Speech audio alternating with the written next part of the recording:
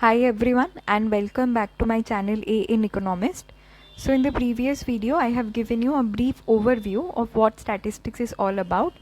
I have also gone into details of what is data and what are the different types of data available to us.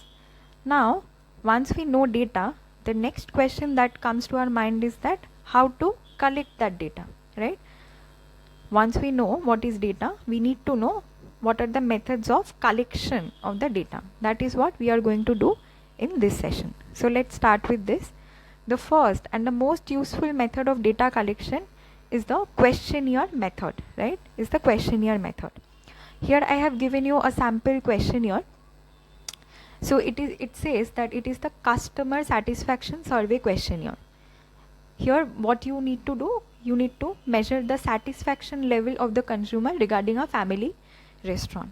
So how this questionnaire is constructed is that the idea is you have to construct a set of systematic questions. Regarding the questions you want an answer, right? Suppose here you have the question, the store is accessibly located or not, right? You want to know that consumers can access the store easily or not, and corresponding to that you have a scale of measurement. So here the scale is like this: you have strongly agree, you have agree, neutral, disagree, strongly disagree. So customer will give their response. Suppose they strongly agree that yes, the store is accessible.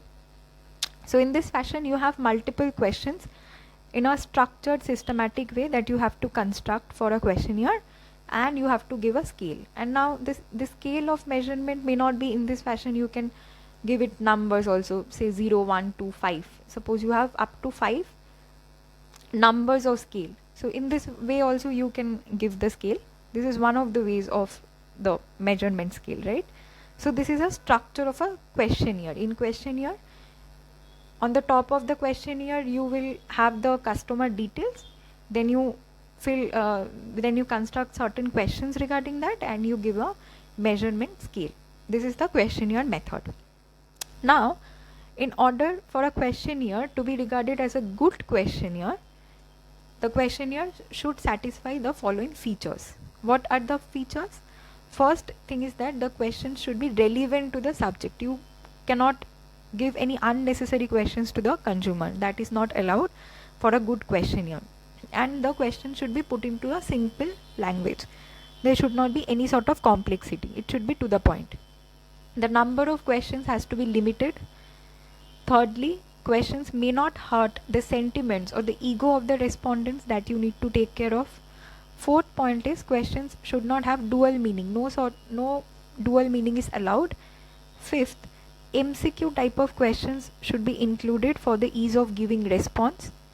And sixth is that a few questions that enable one to cross-examine the consistency of the replies for some particular items like age in years should be included. So customers usually are very reluctant to answer their personal questions like what is your age, what is your income. So these sort of questions are not generally correctly answered by the respondent. So for that what you can do, you can ask when you have passed your board exams, and like for incomes you can ask them that do you have AC, or do you have a refrigerator in your home, or do you have any car or not. So these kind of questions help you to cross examine the consistency of their replies. You can guess their age and their income from these sort of questions. So this type of cross examine of the consistency of the replies also need to be ensured. So if a questionnaire satisfies all these features, then it will be considered as a good questionnaire, right? I hope this is understood. Now let us go into the second method, which is the interview method. Second method is interview method. This is a very simple method. You know by the name itself what is interview, that investigators gather desired data directly from the field of inquiry.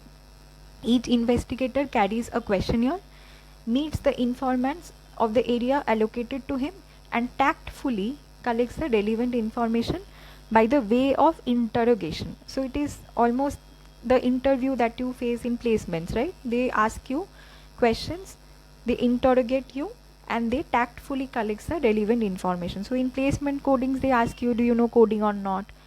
how many years are you coding, right? So these sort of questions, they ask you your knowledge about the job.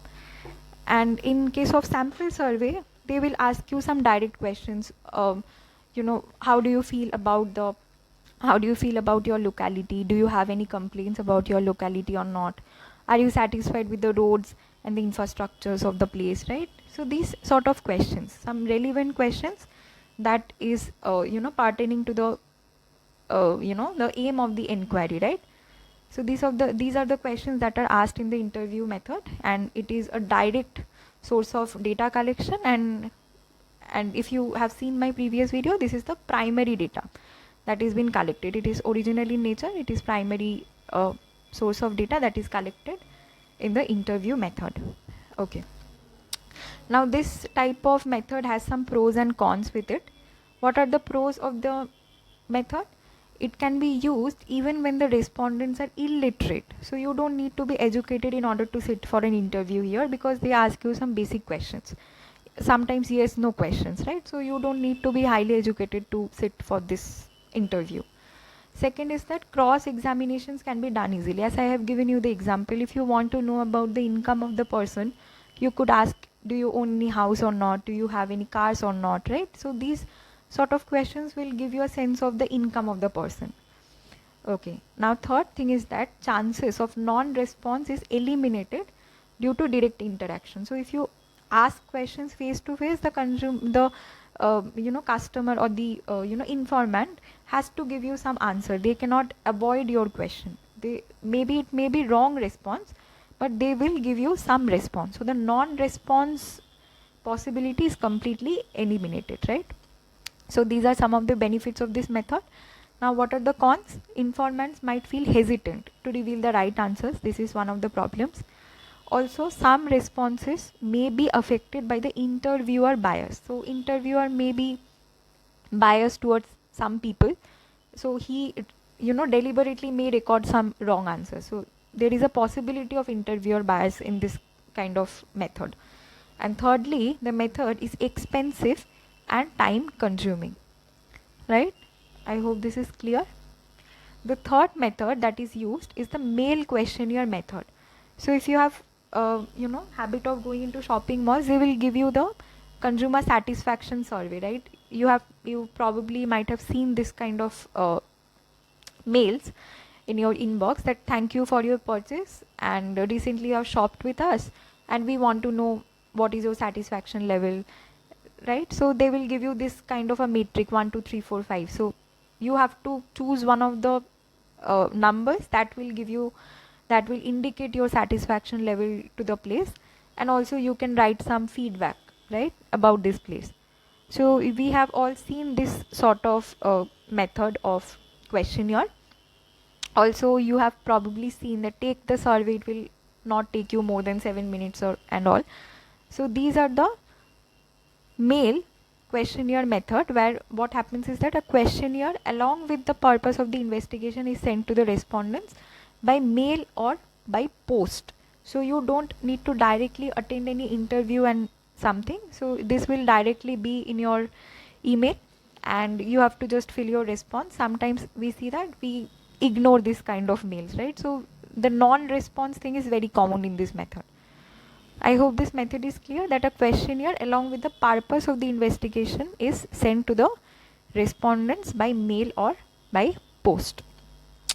Now here also we have some pros and cons. What could be the pros? It is not costly at all and does not require long time for the desired purpose. So you have just need to send the mail, right? So it is not costly and not time consuming. The available information are free from interviewer bias. Since the interviewer and the informant are not interacting directly with each other, there is no scope for interviewer bias.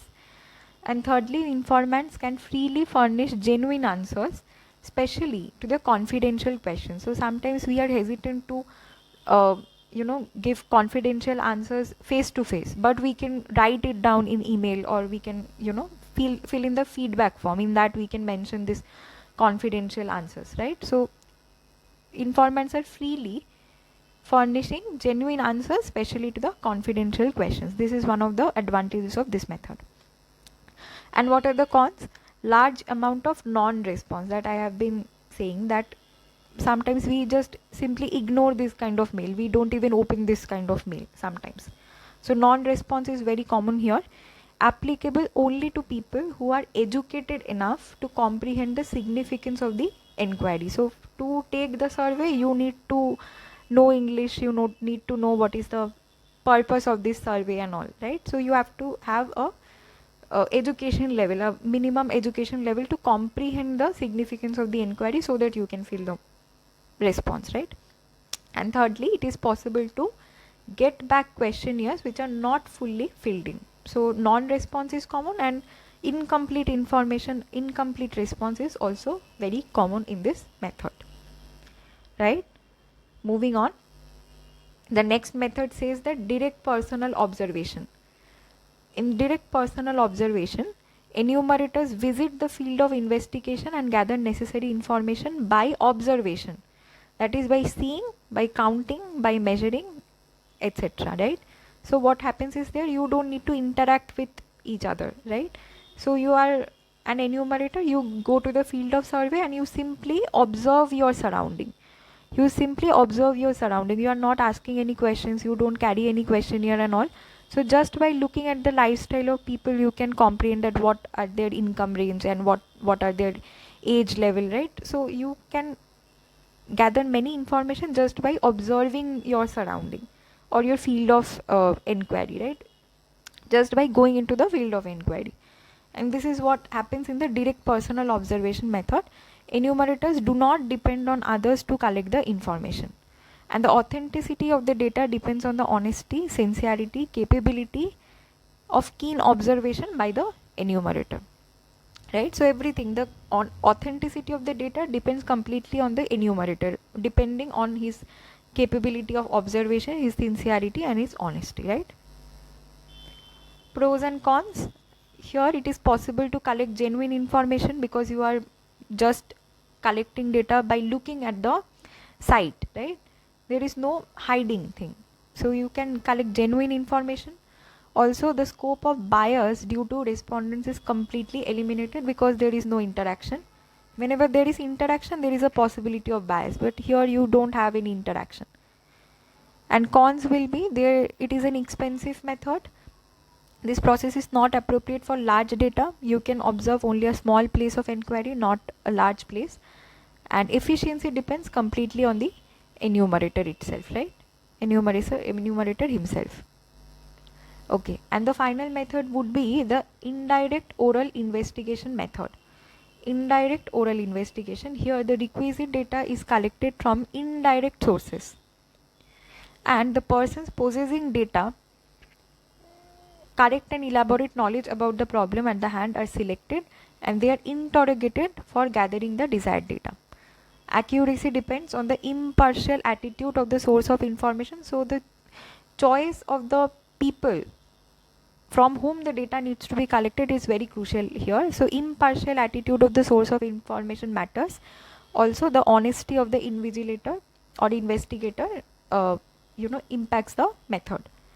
And it is mostly used by the commissions of inquiry, committees appointed by government for collecting primary data. So it is an indirect source of data collection. You randomly choose some people whom you think that possess the correct and elaborate knowledge, and then you interrogate them and get the desired data. And it all depends on the honesty of the investigator and the impartial attitude of the source of information. And this is the method used by government to collect primary data. And that's about it. This is all I want to share with you. From the next video, I will be going into the presentation of the data. I hope you find this video helpful. If you have any questions, you can write me in the comment section. And if you like my effort, then give me a like, and don't forget to subscribe my channel.